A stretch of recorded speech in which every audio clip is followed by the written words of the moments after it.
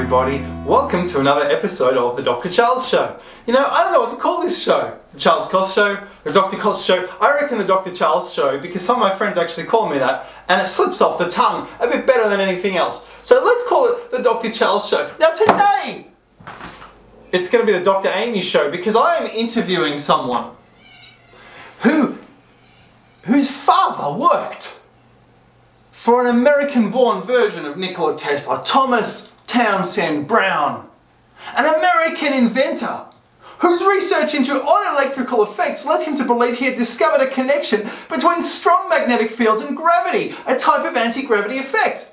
Instead of being an anti-gravity force, what Brown observed has generally been attributed to electrohydrodynamics, the movement of charged particles that transfers their momentum to surround neutral particles in air, also called ionic drift or ionic wind.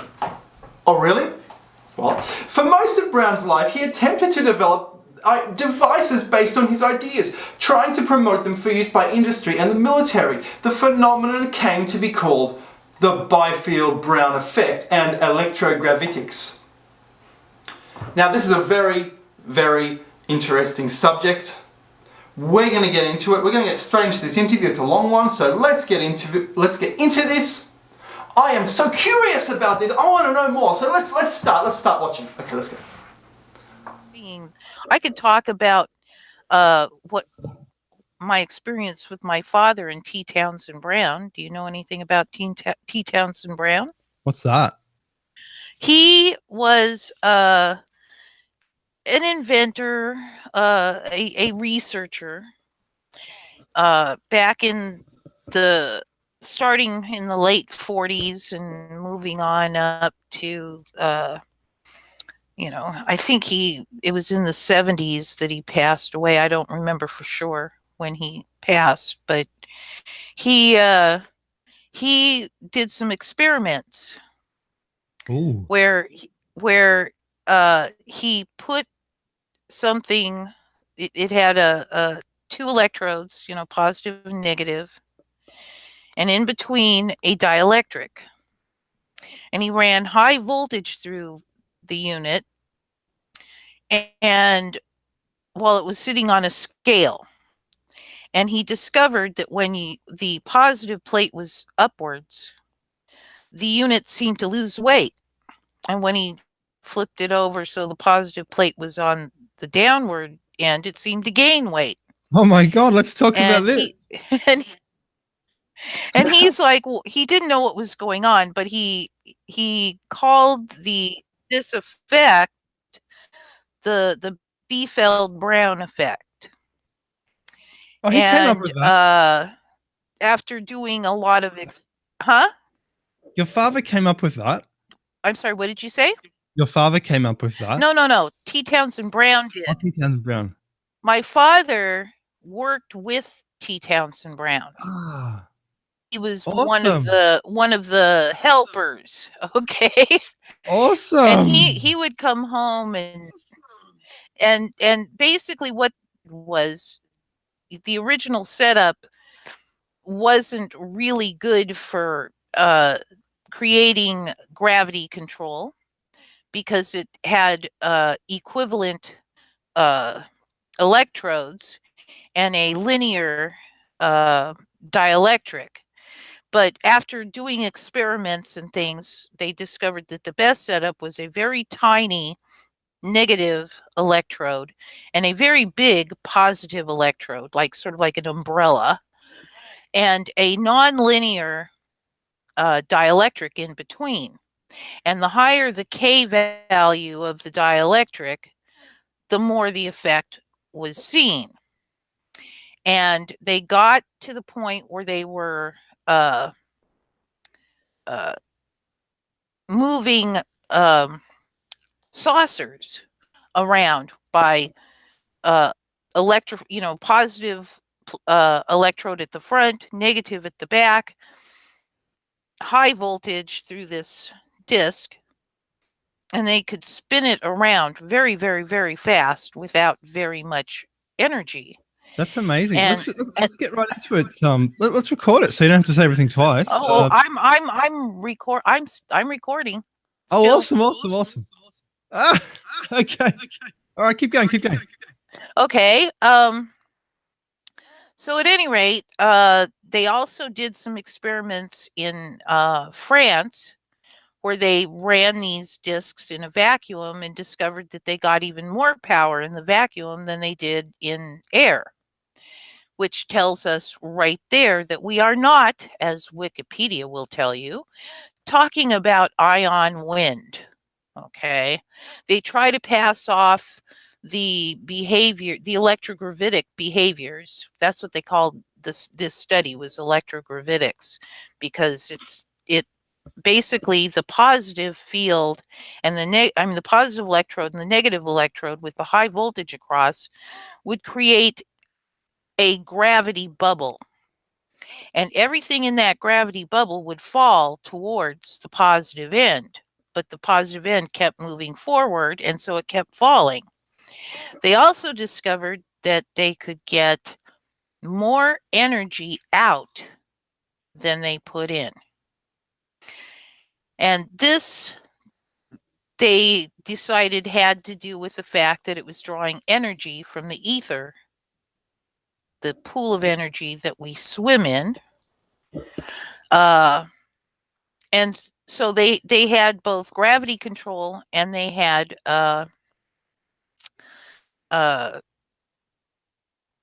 free energy. I mean, what more could you want? And then in my dad would come home and tell us all about what they were getting in their experiments. And that's how I know about it. And, he would explain to me what the world was going to look like when I grew up.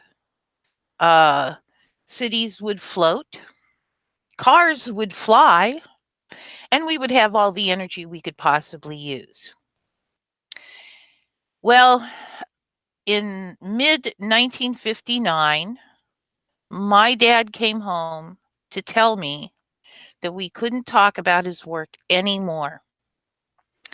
And he said, and I'm going to quote him now, "They want it secret for now," unquote. So I know that it's been in black projects for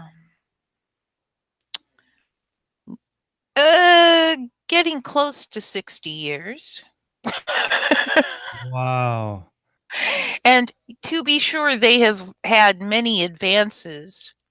And this is one reason why I think that the largest portion of these UFOs that everyone is seeing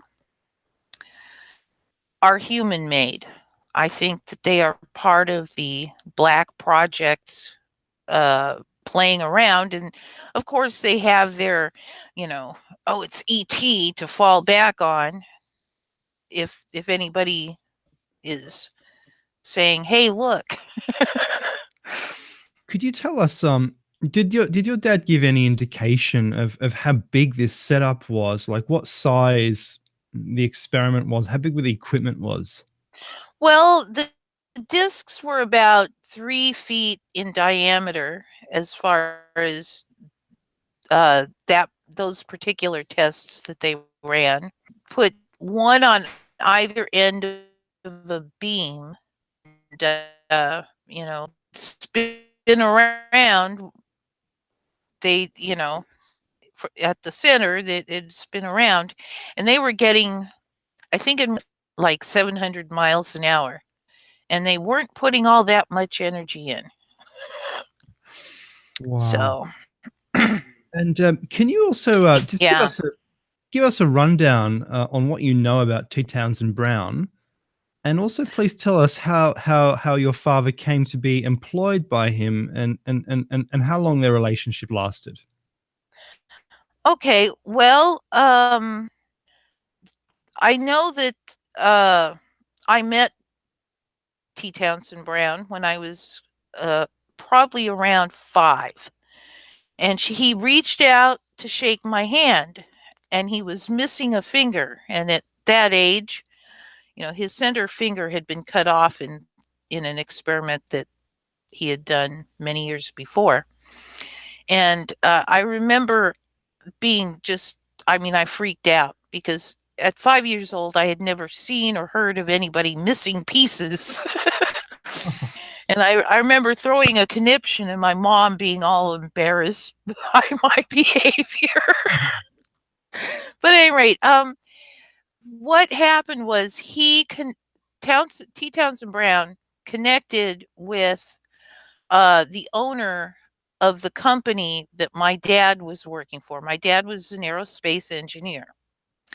And through that connection, they brought my dad in on that project with Brown that they had decided that they were going to do. And dad would go to work and come home, and like I said, one time he brought his boss by. Oh wow. And that's when I freaked out. But I don't know a great deal about him except that he lived on Catalina Island, and I know my parents frequently went out to Catalina, and there was a boat called, I think, the Caroline, that I don't know that he owned it, but they would all meet on this boat periodically too, but I don't know the details of that. And I do remember, and this was really kind of freaky because in later years, I bumped into Linda Brown, who is the daughter of T. Townsend Brown. And she mentioned going to the Salton Sea, where they left her on the beach, and all the adults went into a meeting, and my parents took us to the Salton Sea. And I didn't understand why my dad was all dressed up in his work clothes and my mom was all gussied up, but they left us with my dad's mother, who was with us on the beach there, and we were playing with this girl who was a little bit older than I was, because Linda's I think 5 years older than I am, something like that. And when she mentioned that meeting out at the Salton Sea, this clicked in my memory. I went, "Oh my gosh, that must have been the same place. It must have been the same meeting." She and I both had memories of this Wow. meeting that we didn't get to go to, but we knew it was happening. So, yeah, it's kind of a wild ride on that score that we've had here in this universe. Bit of an island of Dr. Moreau situation there, isn't it? Somewhat. That's absolutely amazing. Do you know how big this setup, the laboratory was? Like, was it a big warehouse operation, big company, or was it more private? I really am not absolutely certain because I never actually got to see the setup, although I've seen pictures of Brown with his disc and some video in a laboratory. I'll say it the way you do. And it didn't appear really huge. It's what I saw in the video suggested that their facility was, at most a 3-bedroom house sort of amount of space, at the very Wow. most. It didn't seem very, very large. They didn't need a huge amount of space for their discs because you'd figure the discs are roughly 3 feet across each. That's 6 feet. The beam running across was about 10 feet. That's 16 feet. And then you had the things that held the discs up, and the cords that held them up. And I'd say that probably added another 4 to 8 feet, depending on how long they were. So, in the neighborhood of 20 to 25 feet wide is how wide you'd need for the apparatus that they were using to fly these discs. you know, some wiggle room, maybe 30 feet square,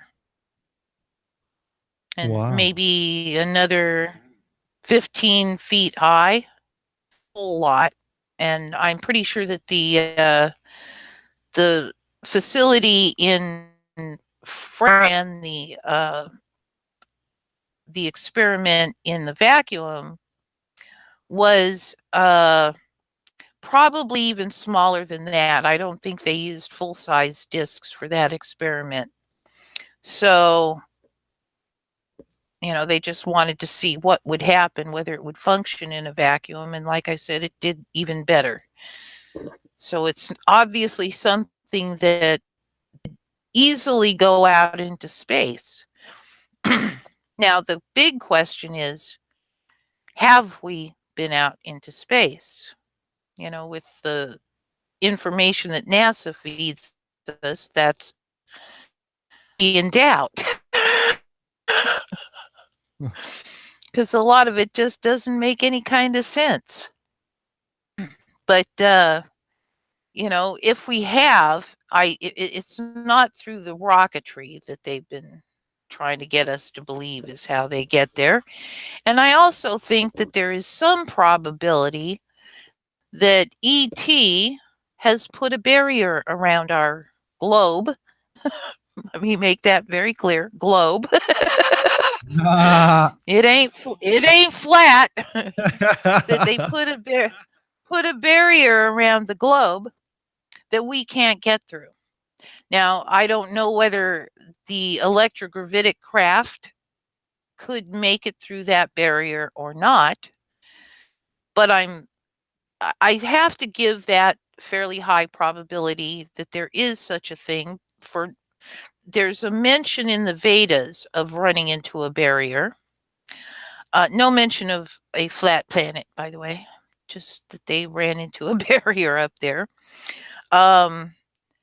The fact that everything that looks to be real has come from low Earth orbit or below. You know, I mean, NASA even admits that the globe that they show us is stitched together from pictures taken from, you know, a lower position than way out in space where you could see the whole thing sitting there.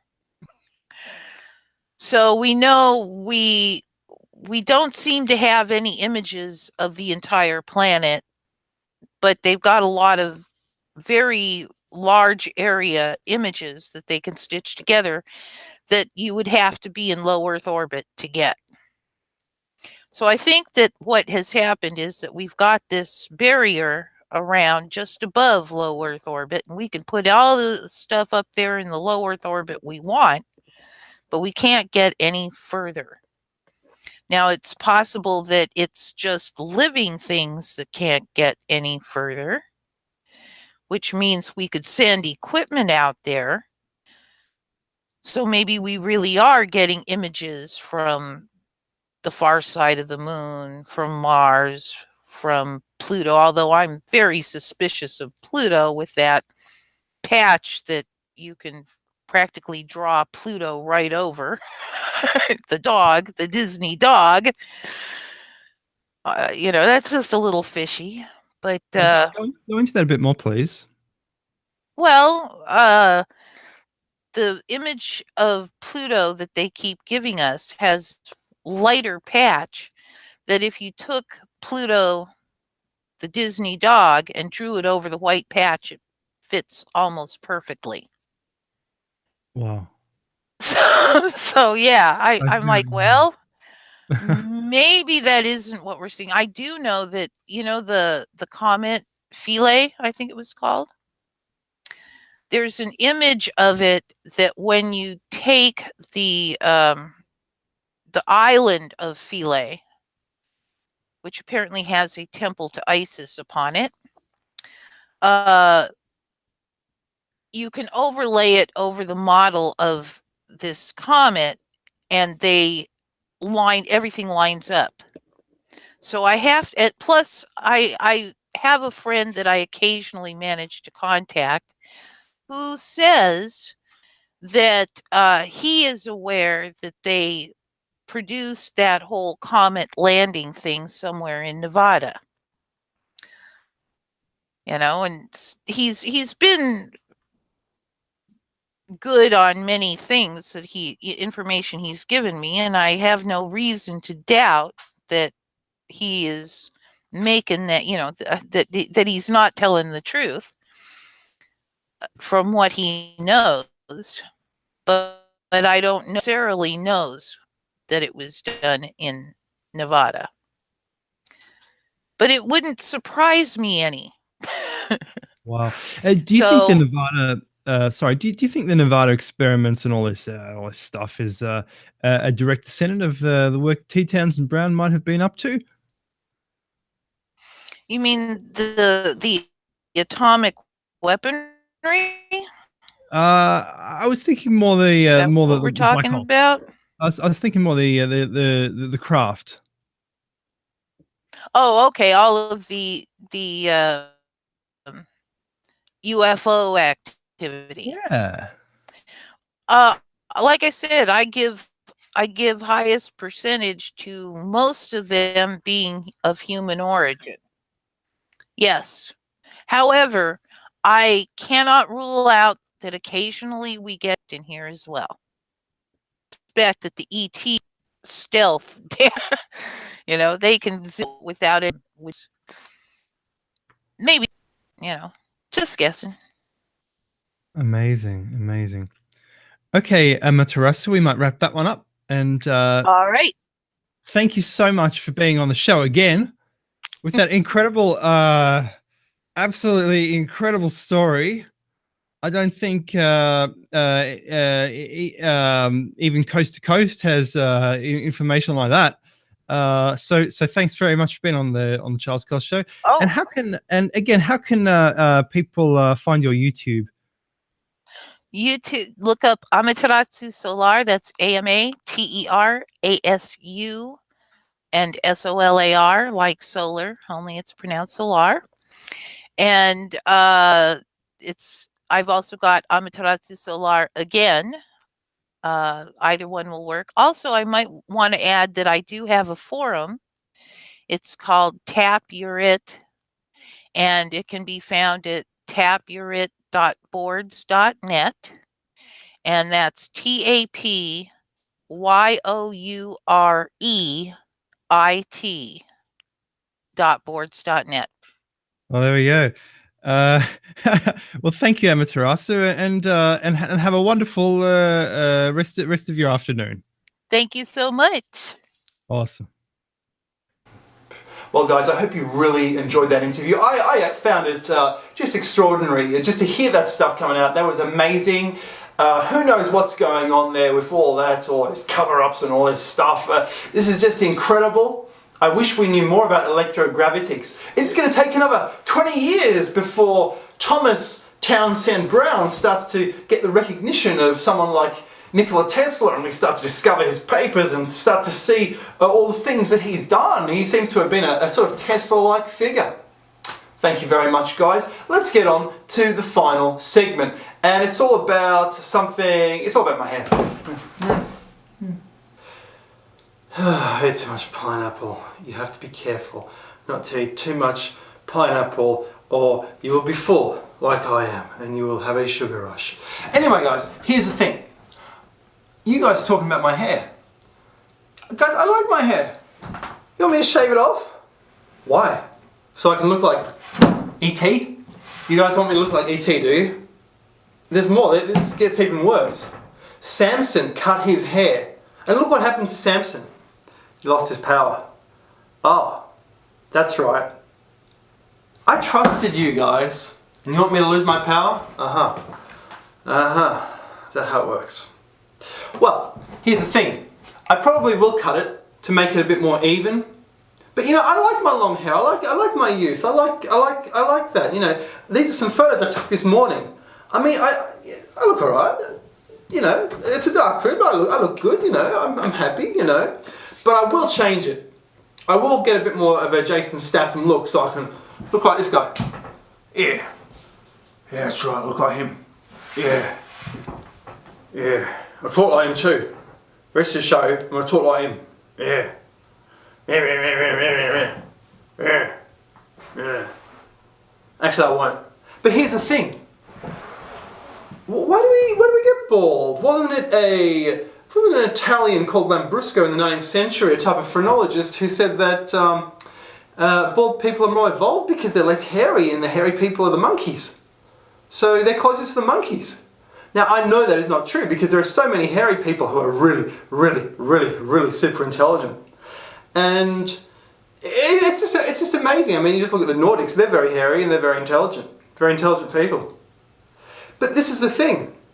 Aliens don't have any hair. They seem to be bald. So why do men shave it all off and become bald? And I'm telling you, I'm not going to do that. There are people saying I should shave it. A few girls have told me I should shave it. A few have said long hair's great. It depends. It depends on the person. Here's the thing though. Who cares what? If some people don't like it, who cares? I don't care what they think. Who cares? But here's the thing. Are we mixed with alien DNA? Is this the evidence? I mean, there are so many guys, they will shave it all. They will just shave it all. But why? Why look like an egghead? Like Humpty Dumpty. I don't want to look like Humpty Dumpty. You want me to look like Humpty Dumpty? No, sorry. I'm not going to shave it. Maybe Jason Statham me, but not shaving it. No. No, I'm sorry. I'm sorry. Hey, guys, I'm sorry. No. No. No, no, no, no, no, no, no, no, no, no, no. Right, that's settled. Here's the thing. Aliens don't have any hair because presumably they lost the need for it if they're cruising around in other dimensions or in the intergalactic dimension or something like that. Is this the proof that we are hybridized with ET? I mean, there's got to be proof that we're hybridized with ET. We know we're hybridized with someone. And here's the thing. There's no missing link. That's right. There's no missing link. There is no missing link connecting us to man's best friend, the dog. I mean, are you telling me the monkey is the best friend? No. We don't keep pet monkeys. They're evil little creatures. They're not like humans at all. We're closer to dogs, dolphins, elephants, horses. These are all animals we're very close to. We're very close to pigs. Our skin is identical. I saw two fat people talking the other day. I thought, oh, pair of upright pigs. It's just that their limbs have become elongated with monkey DNA. We're not monkeys. No. We're closer to pigs. There's another code which hasn't been discovered yet in the genome. Or we're being affected and changed by morphogenetic fields even. I mean, this is just how it's happening.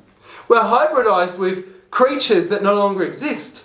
We're hybridized with the ancestors of creatures whose descendants no longer exist. This puzzle is so ridiculously huge, we don't know what to do. It's a mere facade of chimpanzee DNA being 99%, but that's on the surface. What about the DNA in the mitochondria of those cells that are changing everything as well? I mean, that's just how these things are.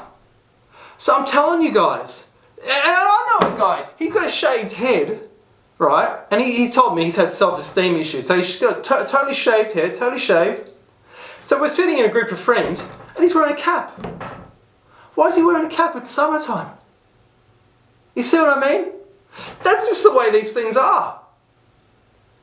And if I shave it, I'm still bald. So what the heck is the difference? It's not a solution, guys.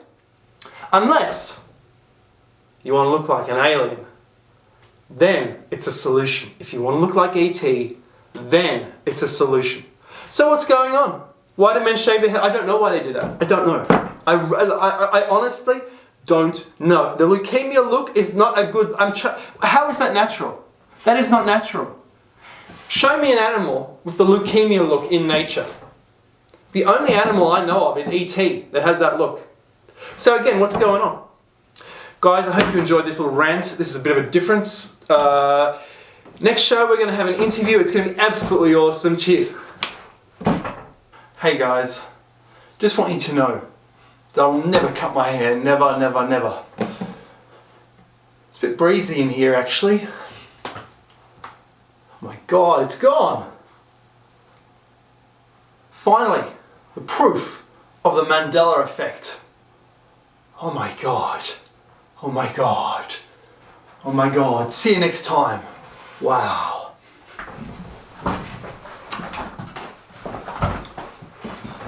Hello everybody. Right here, my new look studio. That camera looks wonky.